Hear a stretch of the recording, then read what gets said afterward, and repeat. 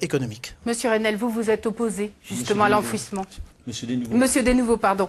Renel, c'est votre commune. Renel, vous vous êtes commune. opposé. Hein. Donc Oui. pour quelle raison? Pourquoi je suis opposé? Je crois que la réponse, vous l'avez donnée dans votre introduction. C'est-à-dire qu'il y a un problème éthique. Il y a un problème éthique, c'est-à-dire qu'aujourd'hui, on s'engage pour des milliers de générations futures. La deuxième réponse, c'est M. Chastanier qui l'a donnée, en disant que l'ANDRA était chargé de remettre en état les sites pollués par les déchets radioactifs. Ça veut donc dire que les déchets radioactifs polluent. Ça, c'est la première chose. La deuxième chose, c'est qu'effectivement, il y a des emplois. Il y a des emplois, mais il ne faut pas rêver. L'ANDRA le dit elle-même dans un dossier qu'elle a remis aux élus. Dossier remis aux élus. Au-delà de 2040, les emplois, il en restera 5. 5 emplois. Est-ce qu'il est normal qu'on pollue nos sols, qu'on prenne des risques avec nos sources, les nappes phréatiques? On a vu le cas en Allemagne, il y a eu des nappes phréatiques de polluées, ça va continuer à l'être, pour créer une centaine d'emplois pendant 2 ans ou 4 ans, dixit l'ANDRA, 100 emplois dans un premier temps qui seront des emplois précaires, puisque les entreprises qui vont construire le site travaillent essentiellement avec des boîtes intérimaires. Donc 100 emplois précaires. Au bout de 4 ans, les emplois sont divisés par 2. Dixit, l'ANDRA, il ne restera plus que 50. Il restera 50 techniciens, ingénieurs, chercheurs, qui en plus ne résideront pas dans nos zones rurales. Ne résideront pas dans nos zones rurales. C'est-à-dire que développement économique pour la région, ce sera quasiment rien. Ce sera quasiment rien. Et au-delà de 2040, il restera 5 emplois, dixit l'ANDRA, 5 emplois de vigiles qui feront le tour des sites avec des rottweilers pour surveiller le site, 5 vigiles. Voilà ce qui va rester. C'est l'ANDRA qui le dit dans son document. Donc, je ne peux pas être pour. Là, ensuite, une autre raison. Est-ce que les déchets sont dangereux ou pas dangereux? Oui, ils ne sont pas dangereux. Oui, ils ne sont pas dangereux. À quoi bon faire des galeries à 200 mètres sous terre s'ils ne sont pas dangereux? Oui, ils sont dangereux et il ne faut pas les enfouir de manière irréversible. Je voudrais préciser quelque chose encore. Je vais rajouter quelque chose.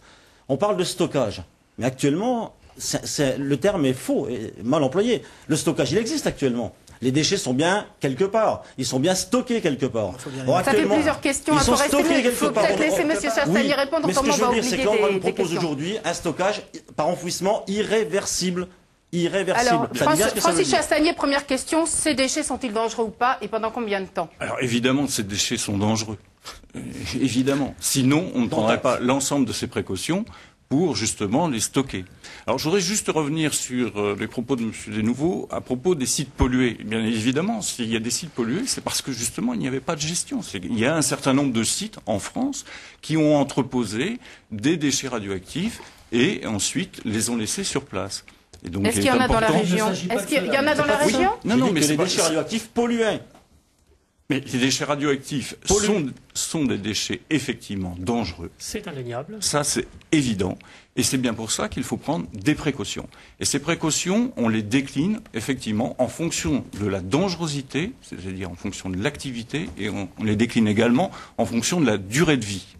Parce qu'il est bien évident que quand on est sur des déchets à vie courte, on est sur des périodes, je dirais encore à échelle humaine, à échelle générationnelle. Lorsque nous sommes sur des déchets à vie longue, on n'est plus sur ça, on est sur des échelles qui peuvent dépasser la civilisation et il faut prendre des précautions. Tout à fait. Mais quand on parle quand même de déchets à vie courte, on est entre 30 pour l'ANDRA et 400 ans de durée de vie. Donc c'est pas si court que ça, tout est relatif finalement. Alors, il faut se mettre d'accord effectivement sur ce qu'on appelle période et durée de vie ou durée de demi-vie plus exactement. Dans les déchets à vie courte, effectivement, ce sont les déchets qui sont principalement composés de déchets à période de demi-vie de 30 ans. Ensuite, pour les autres, donc nous sommes sur des périodes supérieures, et là nous parlons de déchets de faible activité à vie longue. Typiquement, pour les 2 radioéléments principaux, c'est plusieurs milliers d'années. 5700 ans et 1600 ans pour le radium. Et 300 000 pour le chlore-36. Et 300 000 pour le chlore-36, effectivement. Donc 3 millions d'années. Donc ce que vous voulez dire, vous représentez des associations quand même qui se battent contre l'enfouissement des déchets radioactifs. Pour quelle raison? Michel Guérit. Pourquoi Francis Chastanier parle toujours des valeurs inférieures? Nous, on parle du chlore-36. J'ai calculé, ça fait 120 000 générations. Bon, c'est quelque chose, 120 000 générations. Enfin, moi, Donc il y a des déchets en tout cas qui sont, bon, là en l'occurrence en plus on parle des déchets faiblement radioactifs, mais à vie longue, donc des déchets qui vont durer pendant des milliers d'années. C'est pour ça qu'on cherche un site aujourd'hui, que l'ANDRA cherche un site. Donc on est sur des milliers d'années. Qu'est-ce que vous pouvez dire à des maires pour les convaincre, ou qu'est-ce que vous avez pu leur dire pour les convaincre d'accepter sur leur terre des déchets radioactifs qui sont potentiellement dangereux, vous le dites vous-même? Alors je rappelle qu'à l'heure actuelle, il s'agit d'un appel à candidature sur la base d'un dossier qui a été remis donc à l'ensemble des communes, et également avec de la part de l'ANDRA la mise à disposition de toute l'information que les maires qui souhaitaient en avoir un peu plus pouvaient avoir. C'est-à-dire que nous nous sommes rendus effectivement dans les communes qui souhaitaient avoir de l'information complémentaire, et nous avons expliqué. C'est le cas en particulier, par exemple, à Ampigny, où nous sommes allés sur place expliquer en quoi consistait le projet. Michel Marie.